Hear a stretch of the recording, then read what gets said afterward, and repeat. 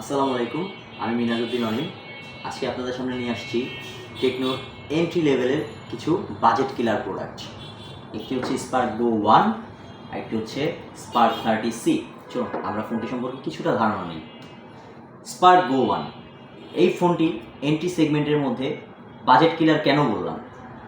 এটি দুইটি ভেরিয়েন্টে পাচ্ছি আমরা, একটি হচ্ছে 464 আর একটি হচ্ছে 4128। 464টি পাচ্ছি মাত্র 10,999 টাকা, 4128 পাচ্ছি মাত্র 12,499 টাকা। ফোনটিতে আমরা এই রিজনেবল প্রাইসের মধ্যে কি পাচ্ছি? ফার্স্ট, এত কম প্রাইস সেগমেন্টের মধ্যে আমরা এটিতে পাচ্ছি 120 হার্টজ রিফ্রেশ রেট, যেখানে আপনার টাচ স্মুথনেসটা খুবই বেস্ট ইউজ করতে পারছেন। পিছনে পেয়ে যাচ্ছি আমরা আয়ার ব্লাস্টার।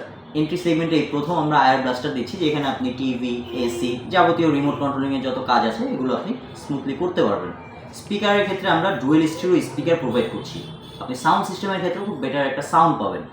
এবং এর পাশাপাশি আমাদের এই ফোনটিতে IP54 ওয়াটার রেসিস্ট্যান্ট ইউজ করা আছে, যার কারণে আপনি দেখা যাচ্ছে যে আপনার হাতটি ভিজা হাতে আপনি টাচ করছেন, অনেক সময় টাচের রেসপন্স করছে না। তো সেই ক্ষেত্রে আপনি স্মুথলি কাজ করার জন্য আপনি ওয়েট হ্যান্ডেও আপনি স্মুথলি কাজ করতে পারবেন।